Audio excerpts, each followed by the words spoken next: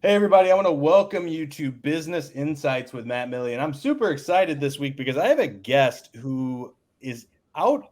They're not even in an industry that I'm normally focused on, but what they're going to provide and the value that he's going to go through with you is going to be really just unmatched. And the great thing about what he does is he's going to share some ways that you can recession proof your business, no matter what your niche, no matter what industry you're in. But before we go any deeper, I'm first going to cue that intro.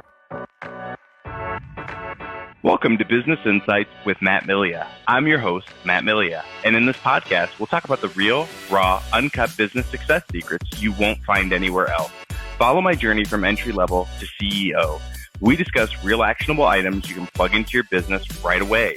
To subscribe to our weekly top tips, you can go to www.mattpodcast.com and join our community of elite high-level performers.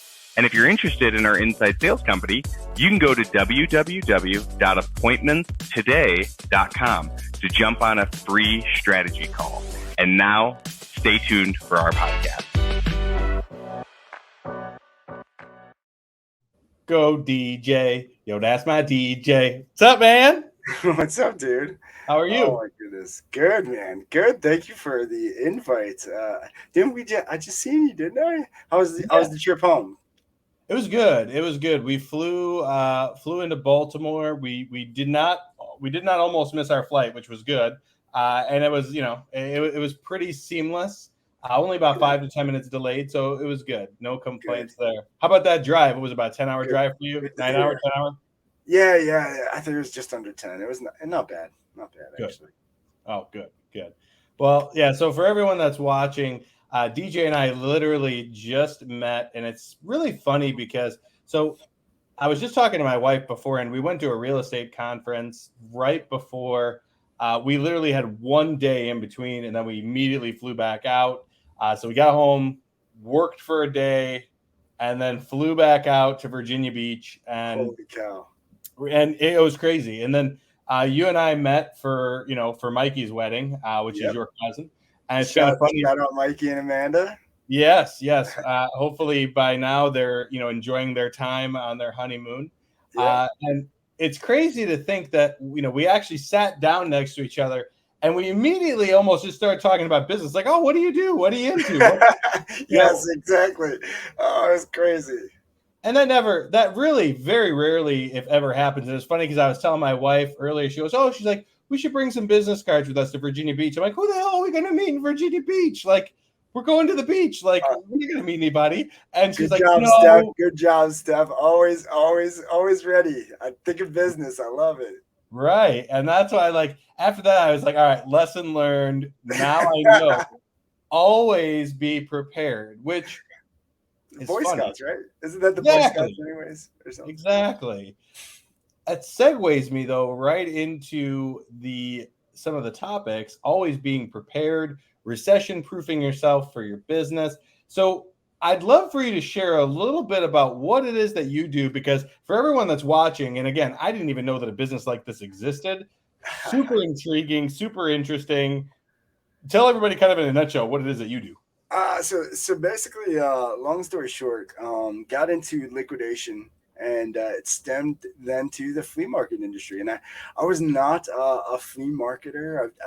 I maybe went to them here or there, but it wasn't something. I'm not into very antique stuff or your typical flea market products, and so I didn't really go there. And but I didn't know how much my world really blended with them until becoming a vendor there from the resale. And the flea market industry is crazy, man. From the vendors to the community, it's just like so welcoming. It's so different. Very down to earth people. You can have a big, scary biker dude talking to this little old lady about some vase, and you can have I mean, you never know, and it's just no judgment. There's no, you get all walks of life there, and it's so much fun. And so we fell so much in love with it that we ended up, we thought me and Maggie have always had a love for real estate, and so me and my wife, and so flipping houses, we've done some flips, and so we thought we've always kind of the rich dad. You see shout out rich dad over here, but we that really got our bug even more to real estate, and then it was like, okay, hold on, this is kind of like an apartment building, but it's only rented twice a week, and then we get to use the land the rest of the time. This is a cool idea. Let's run with this. And cool. Yeah. Well, for everyone that's watching, he didn't call me Rich Dad or call himself Rich Dad. No. Robert Kiyosaki wrote the book Rich Dad, Poor Dad, and a lot of the concepts that both of us are, talking about different cash flow quadrants and the different things to focus on in growing a business is some of the tenets and principles that we run our business off of. And it's funny because, and I would never think that somebody in like the flea market space is like, number one, I didn't even know that was a huge thing. And ultimately, me neither. Right. And then so you have a couple businesses. The other one, of course, is the logistics with the shipping. Correct. And then that's how the two worlds kind of mixed. Yeah. So we got into the liquidation because the shipping. I have a brokerage that with a book of business that's already operating, and it just kind of flowed. Made sense. Well, and it's funny because I remember. So I always would see these people that would buy pallets. I have a buddy. He goes by the name of Broken Bill. You may actually know him. But Broken Bill is his name. Broken Bill, okay. That's what he goes. Look him up. He actually he gets things from like Walmart or from, like some of the big box stores like Best Buy. I think he even used to get stuff from like Circuit City back in the day. Oh yeah. Where they would have things that were broken, and basically he would come in, get everything for like pennies on the dollar, and then he'd have someone that would actually go and fix these things, and then he would just resell them, which actually pretty cool now, because if you're about to be, work, and again, I know you're working on opening up a flea market, and when you do have that fully up and running, I mean, I've already probably given you a few names now of people that I know that'll be selling stuff there. So yes, and reach out to us. We'd love to express. But that's kind of where the two worlds collided. So we ended up becoming a vendor at the flea market, and really then getting involved in that world. And the liquidation was so big in certain flea markets, and then other ones it wasn't really a draw. But the same question was always asked was, well, where do you get your pallets? Well, do you? And it's, some people are driving an hour and a half away. I mean, the stuff that some of these vendors do to make a living, it's like you guys are busting your butt. Like if I just showed you a few tricks, or we did a few things to help you, how much life would be easier. And that's really the vision and the goal with our next steps of the flea market. But it's the people are great. That's all I can say. I love that though. That's great, because I mean you're looking for leverage points is essentially what you're doing. Correct. Ways that people can leverage their business, leverage their time. So I mean, in your vision, and I mean I don't know how much you want to go into, but in your vision with bringing in people to the flea market. So again, the way that I look at a flea market, and please, if I'm wrong, forgive me. No. So here, we'll just use this as an example. Really old, dirty stuff like at a garage sale, right? Is that about Sometimes I would think that, but like, let's just say so this headset is normally $200. If it's a $200 headset, right, brand new $200. With this $200 headset, if I were to sell it at your flea market, let's say, again, it's used. So something that's used is generally going to go for probably 50 cents on the dollar, maybe even 30 cents on the dollar. So are you actually going in and buying the stuff that they have and then you're reselling it? Or are you giving them like the opportunity and saying, hey, come to my flea market, you could sell this headset for, let's call 50 cents on the dollar, $100. And then you say, well, hey, I'm going to charge you a $20 handling fee or whatever. Like, how does that work? I'm just curious. Well, so the way the flea market works is there's spots or spaces that the vendors rent, And so they pay a rent, almost like a storefront. Basically, it's a poor man's mall, is what I like to call it. Oh, okay. So it's a mall, but it's not, these big flashy spaces in this huge building. It's usually in the rural areas, and so the vendors are traditionally, a traditional flea market. I mean, the flea markets go back to the 1700s, but that's great. Traditional flea market, is anybody selling anything that they have, and it's typically even a bartering system. So, like, speaking of recession and recession proof, I mean, this could be a lot of people's way of just making it by through what's going on. But anyways, so you do see a mix of garage sale items to antiques to records to collectibles to sports cards to you name it, to homemade stuff. And that's really the cool thing, and that's where we see the vision of it is more, hey, if you ever wanted to start your own business but you really didn't know how or what you wanted to do, but you just didn't like what you were doing, even the ability to buy it. So we're going to end up, once we do go get through the process with the flea market, we're going to end up doing like a business in a box type deal, or a business in a pallet, where they would get pallets of liquidated stuff. We would then teach them all of the processes to just, kind of setting that up. I love that. So you'd kind of have like so it sounds like, to me, number one, you probably need someone to help you with video production, which, hey, shameless plug, our guys can do that. We actually have a team of administrative staff that can plug right into your business. There's a one-time charge to our business to find that person, train them up, put them in, and away you go. That was a pretty seamless plug right there. That worked out. That was perfect, though. That was perfectly placed, my friend. And we will need that. So yeah, we will be talking. I wasn't even planning on that. However, this is where I think that there's massive value. So you put together, let's call it like a Wistia or like a Kajabi, or I know I'm like speaking different languages probably right now, and you're like, what the heck is he saying? These are different, maybe I don't know, but these are different platforms that you can go and you can actually put video educational content on. You stream that video educational content, and then you can essentially have a package that you sell every month. So, hey, for $197, show you how to be, the flea market king. Oh, that's a good one. The Flea Market King. You should see if the fleamarketking.com is available. Like the Tiger King. Right. The Flea Market King or Queen. We don't want to, we don't want to. Yeah, we're not. Yeah. But that's hilarious. I love the idea because it's something that, like, let's put it this way. All of us, we've all made bad business choices at one point or another in our life, whether we made a poor investment, bought a stock that we thought, it's going to shoot through the roof, or, maybe you put a bunch of money into Bitcoin. We won't talk about that. You may have just bought a lot of things you shouldn't have bought. And if you had a mentor, you had someone to show you the ropes and, paint the picture for you and really hold your hand and walk you through all the ins and outs, there's a high likelihood that you'd have a higher level of success. Is that something that you're kind of looking at doing, is offering some sort of like a coaching type system?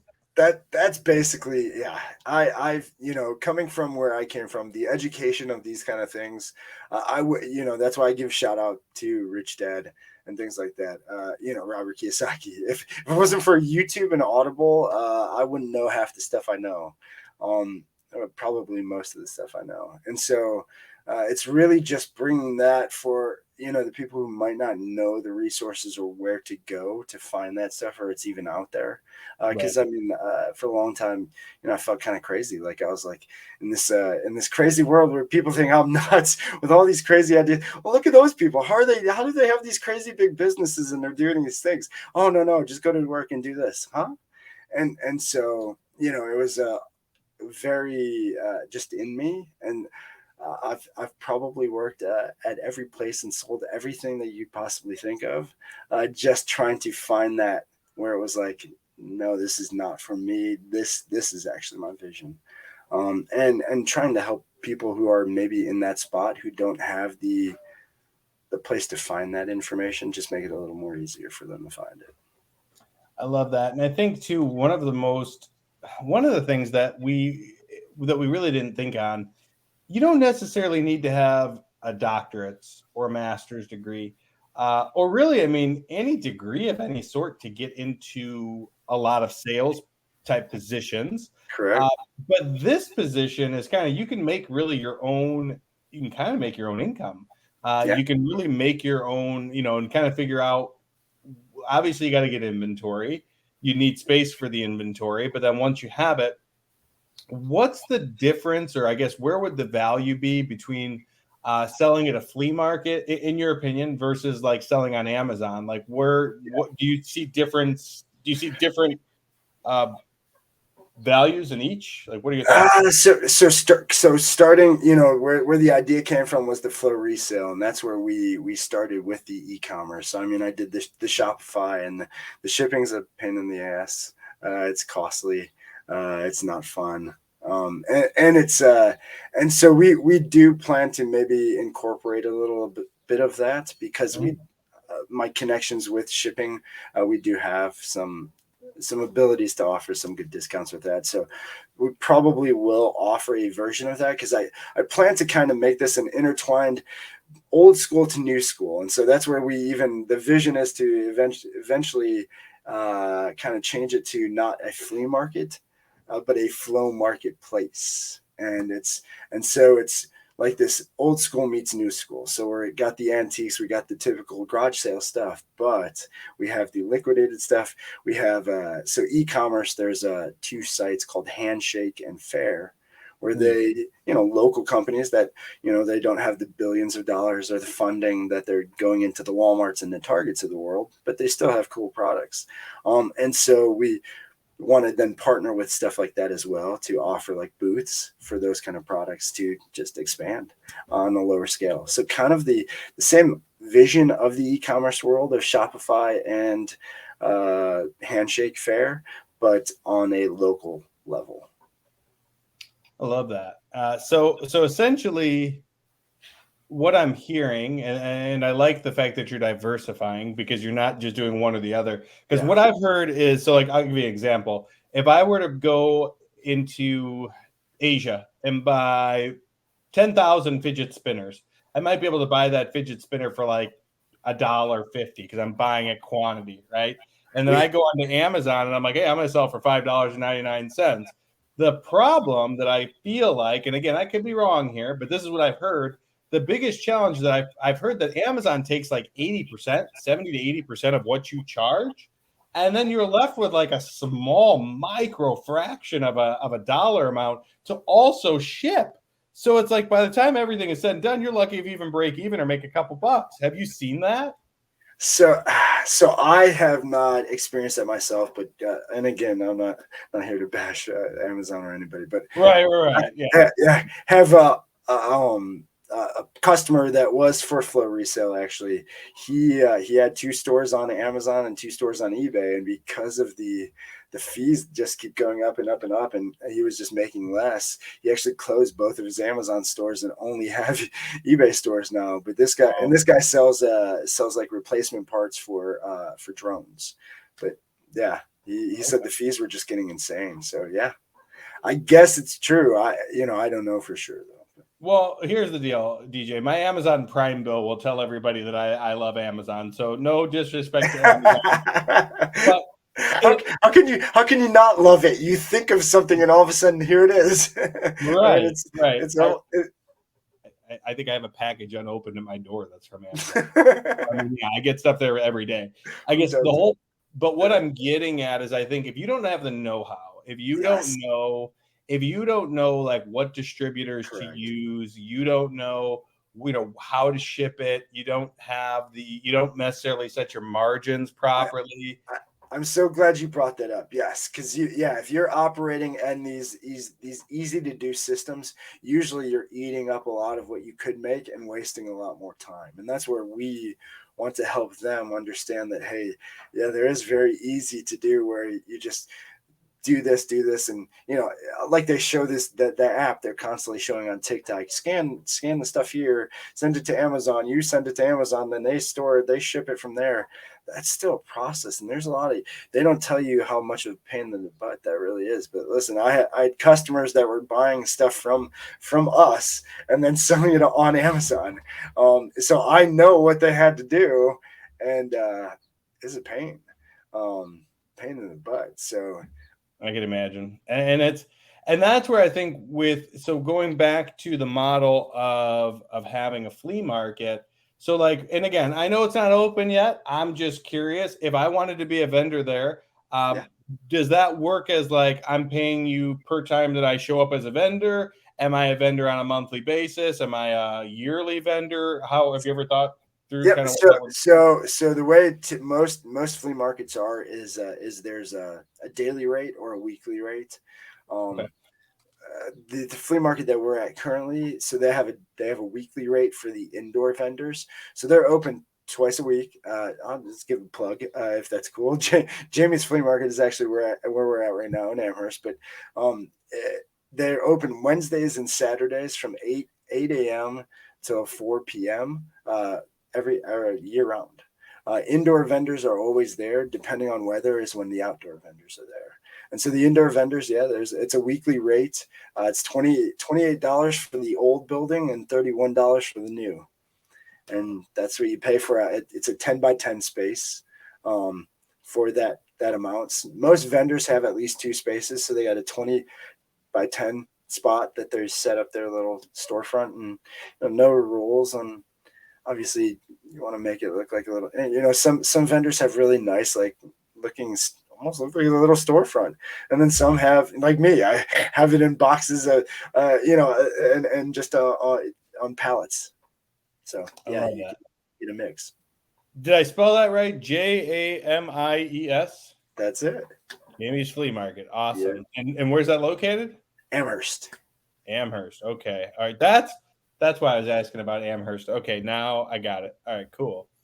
So yeah, for everyone that's watching, definitely if you're local in the Cuyahoga County, Lorain County, anywhere in Northeast Ohio area, and you want to try something different, definitely go to Jamie's Flea Market. And if you got some stuff to sell, definitely go there. Yeah, listen, you want to make some. I mean, you'd be surprised. I'm no joke, dude. I mean, some of these vendors make some really good money. It's pretty insane. Oh, I could imagine. I could definitely imagine, and I think the biggest obstacle for most people in their business is, how do you recession proof? And this is a great way to do it. I mean, it's funny because my wife and I were talking about. We're talking about different real estate options. I'm going to leave it at that because we're in Tampa right now, and we're like, well, we still want to have a place back in Ohio again. So how do we configure? What do we do? How do we make that work? The first thing that would definitely need to happen immediately would be consolidation. I have so much, for lack of better words, junk. Not all junk. There are some really good things, but again, another man's junk is another man's trash is another man's treasure. Wow, it's something like that. But yes, and that's the flea market. Right. So I'm thinking to myself, and there actually is a local flea market right down the road. If there was a way to get the stuff up to you, I may have figured it out, but I'm sure. Man. Well, that might be something we figure out as well. We'll see. Right. But I think that the most important thing right now is, figuring out ways that you can, consolidate some of the stuff that you have. Correct. If you're something you're not using. I mean, it's just, especially with all this, I hate to use the word supply chain issues because I'm sure you've heard that a million times. Our supply chain issues. Let me ask you a question. This is going to sound totally outlandish and crazy. Are supply chain issues really supply chain issues, or are they human issues where people they don't have the workers or the staff, or like what? Would you mind debunking that? So they're not as extreme as they are, but they are very controlled, and could be if if they weren't as regulated and there wasn't certain restrictions, they probably would be a lot easier for a lot of people. But yeah, it is what it is. I got it. Well, and I figured, I mean, so I had a couch piece that was worn, and I mean, it was under warranty, and took about 7 months for me to get to the replacement piece for the couch. So I mean, and again, it's just because nobody really, they pulled the curtain from what really has been going on. I mean, it seems like a mystery, but I mean, if you just look around in your room right now, any single thing you see touched a truck to get to you. Right. Probably touched multiple trucks, boats, trains, and everything else. Right. And so it's I mean, it's a big web that's out there that moves and really makes the world work. But it's they're not making it easy with the gas prices and with everything else. But what I was going to ask you, I mean, what have you seen? So I'm assuming the drivers are having to raise their rates, which in turn, I guess, depending on how contracts and things work, I don't want to go too deep into the weeds, but I'm kind of wondering, how does that even, so do you actually have to go and renegotiate all of that, or do they? Oh yeah. Rates are, so that's what most people, it's a crazy world. But I mean, 90% of freight is moved on contract already, but the contracts are always getting renegotiated because the shipping market, I mean, it really is a market, just like a stock market, just like the housing market. I mean, it's ups and downs. It's the people who understand the game, they're the ones not freaking out. The shippers really made a bunch of money last year, so the smart ones banked. But the problem is, and it always is, but it's just like, again, it's just like the real estate, it's just like the stock market. There's a big hype, and it's, oh, look at all the money these truckers are making. Now everybody wants to buy trucks and be a trucker, but they don't even understand like operating cost. And then they just think, well, they keep taking loads. Well, they end up driving down the market. They go out of business. The big companies stay, it's the Bitcoin. It's the people who jumped in on Bitcoin, not really knowing what they're doing, and whoops.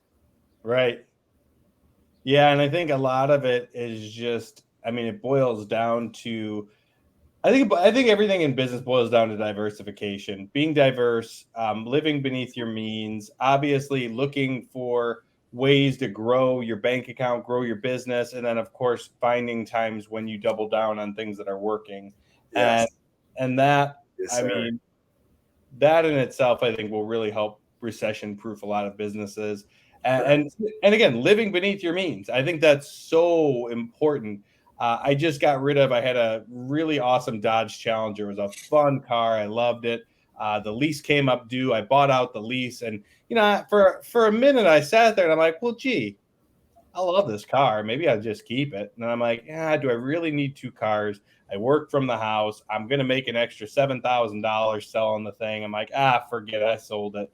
Nice. When do you make money on a lease? You never. I've never, ever in my life made money on a lease. I leased it through the business. So it was, total win. And I'm like, well, might as well, cash out. So, smart man. No, and cars are still going pretty high right now. So it's crazy. It really is. Oh yeah, all the markets are crazy, but it's just again, 95% of what we consume here in the United States is not made here in the United States. So. Right. So true. Well, for everyone that's watching, again, I want to flash this. So Jamie's Flea Market, if you're local, if you're in the area. And by the way, DJ, how do people get in touch with you? Can they find you on social media? So shameless plug, obviously, but Sales Chatter Live, we do have a sales and logistics podcast that we do daily on LinkedIn and on YouTube. So it's streamed on YouTube, on my Facebook channel or Facebook group, which is Freight 101. Or you can find us on LinkedIn, DJ Flores or Sales Chatter Live. But yeah, we're Monday through Friday, 9 a.m. till 9:30 Eastern Standard Time. Basically just designed it to help salespeople, especially, people at home who are selling from their computer, just behind the computer alone, kind of start their day right. Little motivation, little energy. Is Sales Chatter live? Is that a .com, or how do you or is that something that they can just go and type in YouTube? Yeah, if they just look it up in YouTube, Sales Chatter Live, you'll find it. Awesome. All right. So then what I had on the screen was just about as perfect as it could be. So there it is, guys. So Sales Chatter Live, for everybody that's tuning in, definitely check that out. I've actually watched a couple of episodes, and it's just funny because totally different industries, totally different, yet so many similarities. And right? I mean, it's a relationship. In the end, we're just building relationships, guys. That's all we're doing. And I watched your episode about cold calling, and I was like, your guest said something like, "Oh, cold calling and this," and I'm like, because cold calling can work, but it doesn't work on its own. I think that it has to be paired up with other things. You got to do retarget marketing, do the cold calling, send some emails. I always go back to a gentleman by the name of Jay Abraham, which if you've never heard of Jay Abraham, I don't know if you've ever heard of him. Oh yeah, I've heard of him. That's awesome. I don't know how we're like exactly like, it's crazy. Like, that is crazy. Maggie said the same thing, by the way. Crazy. But you got to hit them by land, hit them by air, hit them That's right. Just stay in front of them. All you got to do is just stay in front of them. It's not, sometimes I just seen a video, and are we running on time, or are you trying to end? Because you're good. I mean, go ahead. So it was talking about real estate. So it was an 8x8. Check out the TikTok. I'm sure you could find it. But this dude, so spot on. It was money. But he said they did a canvass the neighborhood, asked who the best realtor it was in that neighborhood. They got a bunch of different answers, not one single answer. Then they canvassed that area with postcards, 8x8.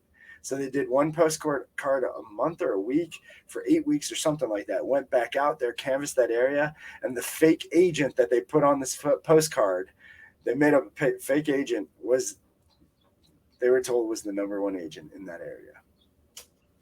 There you go, folks. It's not. It's who's known. It's who's known. You got to be known. It's brand recognition, and I think that in itself, because there's a study that was done that 95% of people that do business with brands that they already know, like, and trust. And, the easiest way to become known, liked, and trusted is, one, give some results in advance. So whatever it is that you're doing. Give something away. I love it. Alex Hormozy. Oh, yeah. Okay. You have to. And that's actually also an old school, that's a Frank Kern tendency. Where you give away something in advance so that you show them results in advance, so that they're like, oh my gosh, you're actually helping me grow my business. Show them the value you bring. Show them the value you bring, and they'll keep wanting you back. Right, exactly. And that is where, and then again, it goes back to doing all of the things that you need to do. You don't just cold call. You don't just email. You don't just do retargeting marketing. You do all of the above. Correct. And when you do that, again, the only choice becomes you and your business, because you're in front of them so much, so often, that it just becomes a part of their ecosystem. And of course, that's when they're going to say, oh, yeah, that's the go-to guy. So I love that you shared that. That was a great, great example. No problem, man. Well, DJ, anything else that you want to add here before we close things out? No, thank you, man. Thank you for inviting me. Well, obviously we're going to have you on Sales Chatter. I'll have to talk to Dan about that. But yeah, dude, it's fun. I love it.